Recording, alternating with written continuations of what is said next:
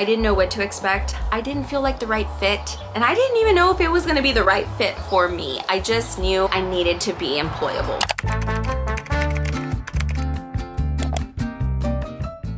So you press play today because you are trying to get ahead of the game, and you're very much my people if that is you. My name is Lauren. I am a clinical social worker, but way back when, right after I got my bachelor's in psychology, I decided social work was for me, and I didn't do so with gusto. I honestly did so with a lot of anxiety, a lot of trepidation, like not knowing whether that really truly was the right path.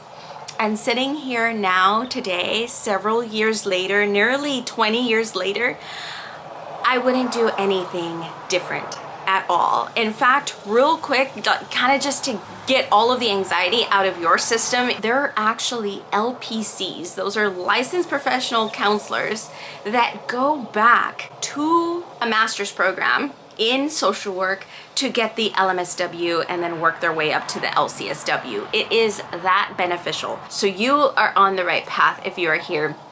And today I want to dive a little deeper into kind of like the things I wish I knew, but also like advice I would tell myself if I was talking to the 2007 version of Lauren. As I mentioned, I didn't have a bachelor's in social work. So for a lot of people, one more year and you can get a master's, and that is reason enough. But for me, it was kind of like starting from scratch. I had my bachelor's in psychology, which if you are in my position, that I want to say is like the best combo. It sets you up perfectly for the MSW program. The program itself is not necessarily rigorous. There is a lot of self-reflection, a lot of writing in this program. That is a skill that I would be sure that you are refining, and somehow, and with different AI tools can be very helpful, but truly the work is gonna be something that's gonna come from within. A lot of the assignments are gonna be research-based, but also how do you apply it to a certain client or to a certain family situation, to yourself possibly. There is a lot of self-reflection in this particular program, because the more you know yourself and you're aware of your own biases, the better you will be in the social work position and role. I think a lot of people think you're born with that like knack for helping others, but it goes way beyond that. You're unlearning to a certain degree some of your own biases. And I say to a certain degree because you can't actually take all judgment off the table, and that's part of the growth of the MSW program. It's one of the only programs where you're constantly going to be challenging your mindset. Watching movies, watching TV, just doom scrolling is very different for me after becoming a social worker, because it truly becomes a mindset and a lens that you filter the world through. It's not a bad thing, but that is why self-care and having your boundaries and not needing to feel like the savior or the end-all be-all or a rescuer. One thing that I think some people that go into helping professions, some social workers, counselors, just anybody going into helping professions, one thing that we often get wrong, and I think it's just from not knowing any better and just wanting to do our best. So I think it comes from a great place. But one thing that we can be like miss the mark on is the fact that our way is not the only way, and it's not the best way. And it's very easy to get into the mindset that you are rescuing or helping people do better, but then you really have to question, what is better? My better doesn't match your better, if that makes any sense. I can't say that I necessarily felt like a savior, but working with kids, because I do have a lengthy background in school social work, working with children, can pull that out of you, that you need to rescue, you need to save, or they can't do it without you.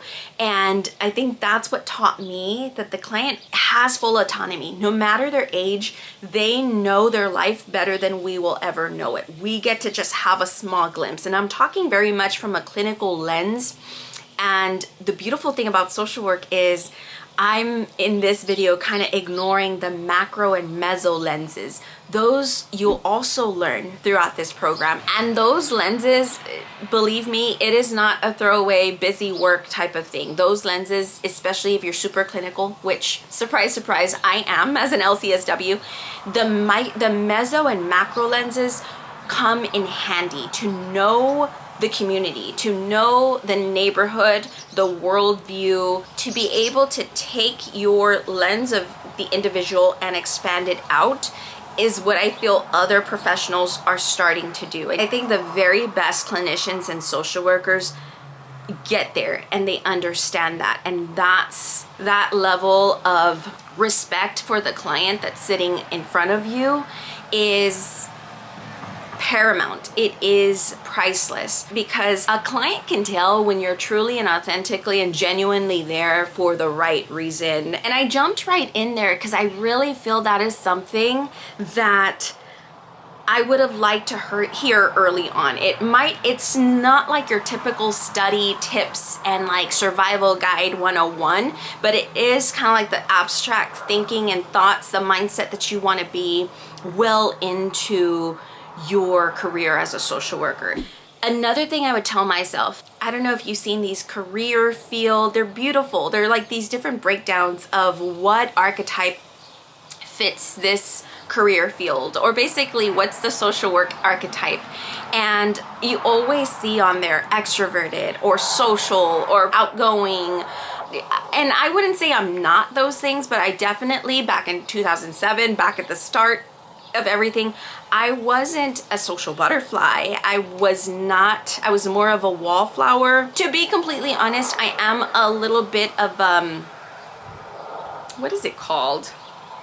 My words are gone. For example, I was head cheerleader, and I was also at the same time very shy and very much a wallflower. So I really thought, honestly, because I was a little more introverted and I wasn't the social butterfly that I think most people assume social workers can be, and believe me, I can turn that on. That is something that I have developed through my YouTube channel and through talking to camera. This is kind of a weird situation, talking to an invisible person on the other edge of this, but I have made so many videos like this and gotten so many comments back about how helpful they are and how inspiring they are and how many nerves I've calmed throughout the years of making videos, that I've come back to it because I really think it's worth it. I don't want someone to be at the forefront of this social work journey and count themselves out because they don't fit the stereotypical archetype of what a social worker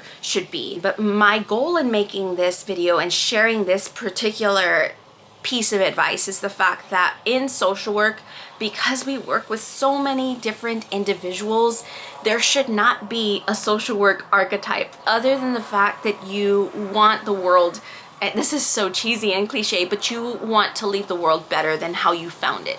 That is the archetype of social work. It doesn't mean you have to be a female, you have to be social, you have to be young. It doesn't matter what area, what characteristic you bring to the table, it's going to help you connect because there are other people like you. And the beautiful thing about social work is the more the client can see themselves on the other side, the more healing that is. So this is a profession that is truly open to all, and the better we will be. So I don't want you buying into that idea and count yourself out because you don't fit the stereotypical archetype of what people think social work looks like or is. Again, this is not the nitty-gritty nuts and bolts of how to survive the actual program. It's just advice that I think you need in order to also push you through the program. So maybe you're already in it and you need that pep talk of why is this worth it? For one, as I mentioned earlier, I've known actual LPCs that have their license and still go back because it unlocks so many doors and possibilities for you. This career field is so flexible.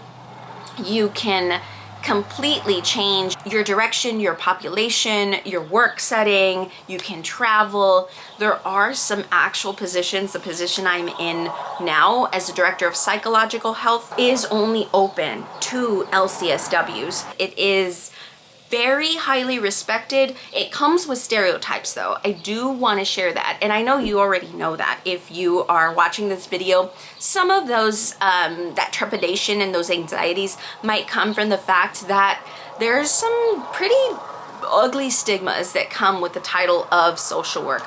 This whole space and channel has been to combat those very stigmas.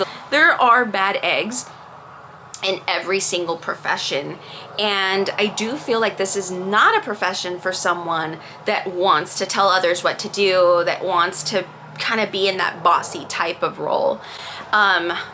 Not that you can't be a leader and of course run your own business and private practice and all of that, but this is not a space where you are like, that's not something that is applauded in this field, because you truly need to be able to connect with someone. Those are some of the things I think really need to be reiterated, and I want to come back and do a video with those nuts and bolts of like how to survive, what to do, more so like study and routine wise, because I think that's super important.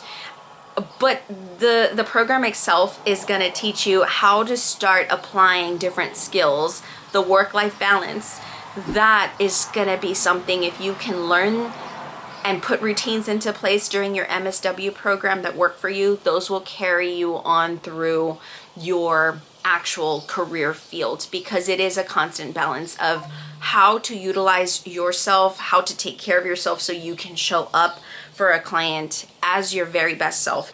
We are going to end it off right there. If you have different questions, drop them in the comments below. Let me know what year you're in, or if you're thinking about social work. I have so many other ideas as well, so we'll be chatting about different things like how to set up boundaries for yourself, how to actually last in this field. I've been doing this since 2009 when I got my license, so I just want you again to take space, to know in your heart that this is for you, and if you're already there, then I want you to keep going, and we are not going to burn out in this field, because the field needs us, and that's my hope. That's why I'm here, is to really be that inspiration to keep going, be that inspiration that you are needed, because you are. This is a field where you don't hear it enough, and so that's what I take space here on, and there will be so many more videos. Bye guys.